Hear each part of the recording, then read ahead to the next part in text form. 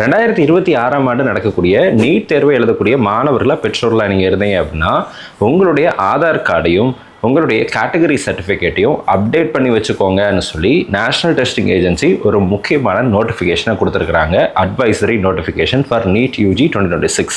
In case நீங்கள் PWD category மாணவர்களாக இருந்தீங்கன்னா உங்களுடைய யூடிஐடி கார்டு கரெக்டாக வேலிடாக இருக்கா அப்படிங்கிறத செக் பண்ணிக்கோங்க. அதனுடைய வேலிடிட்டி எல்லாம் கரெக்டாக இருக்கா அப்படிங்கிறத செக் பண்ணி வச்சுக்கோங்க. அனைத்து மாணவர்களுமே அவர்களுடைய ஆதார் கார்டில் name, date of birth, photo, address, biometrics இந்த மாதிரி நிறைய விஷயங்களை அப்டேட் பண்ணி வச்சுக்கிறது அவசியம் அப்படின்னு சொல்லி நேஷனல் டெஸ்டிங் ஏஜென்சி சொல்லியிருக்கிறாங்க. 10th மார்க் ஷீட்டில் உங்களுடைய நேமுக்கு பின்னாடி இனிஷியல் இருந்தாலும் சரி, 10th மார்க் ஷீட்டில் உங்களோட நேமுக்கு முன்னாடி இனிஷியல் இருந்தாலும் சரி, 10th மார்க் ஷீட்டில் எப்படி இருக்குதோ அதேபடி உங்களுடைய ஆதார் கார்டை அப்டேட் பண்ண வேண்டியது மிக மிக அவசியம். அடுத்ததாக உங்களுடைய ஃபோட்டோ, சின்ன வயசில் எடுத்த ஃபோட்டோ ஆதாரில் இருந்துச்சுன்னா கண்டிப்பாக அக்செப்ட் பண்ண மாட்டாங்க. அப்டேட் பண்ணுறது நல்லதே, நான் நோட்டிஃபிகேஷன் கொடுத்துருக்குறான். ஸோ அதனால் டைம் இருக்குது, அப்டேட் பண்ணிக்கோங்க.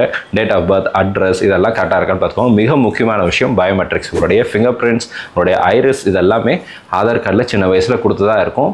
ரீசெண்டாக அப்டேட் பண்ணியிருந்தீங்கன்னா ஓகே, இல்லை நான் எதுவுமே பண்ணல அப்படின்னா தயவுசெய்து அப்டேட் பண்ணிவிடுங்க. அத்தன்டிகேஷன் மெத்தட் எப்படி வேணால் இருக்கலாம். சோஃபார் நோட்டிஃபிகேஷன் கொடுத்துருக்கிறதுனால நான் உங்களுக்கு சொல்கிறேன். ஸோ அப்டேட் பண்ணி சேஞ்ச் பண்ணிக்கிறது நல்லது.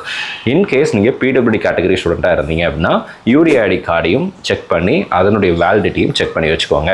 அண்ட் கேட்டகரி சர்டிஃபிகேட், நீங்கள் பிசி, பிசிஎம், எம்பிசி கேட்டகரியாக இருந்தீங்க அப்படின்னா ஆல் இண்டியா கோட்டா பொறுத்த வரைக்கும், நீட் தேர்வை பொறுத்த வரைக்கும் ஓபிசி அப்படிங்கிற கேட்டகரியில் வருவோம். உங்களுடைய ஆண்டு இதர வருமானம் 8 லட்சத்தை விட குறைவாக இருந்தால் ஓபிசி என்சிஎல், 8 லட்சத்தை விட அதிகமாக இருந்தால் ஓபிசி என்சிஎல் கொடுக்க மாட்டாங்க, ஜென்ரல் அப்படின்னு சொல்லி வருவீங்க.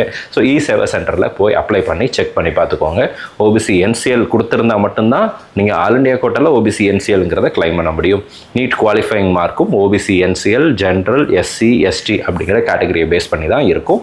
ஸோ நீங்கள் அப்டேட் பண்ணிக்கிறது அப்படிங்கிறது நல்லது. ஏதாவது டவுட் இருந்துச்சு அப்படின்னா கீழே கமெண்ட்ஸ் டைப் பண்ணுங்கள். இன்னொரு வீடியோவில் அதை பற்றி நான் தெளிவாக உங்களுக்கு எக்ஸ்பிளைன் பண்ணுறேன். இது வரைக்கும் சேனலை சப்ஸ்கிரைப் பண்ணல அப்படின்னா மறக்காமல் சேனலை சப்ஸ்கிரைப் பண்ணி வச்சுக்கோங்க. All the very best. Thank you so much.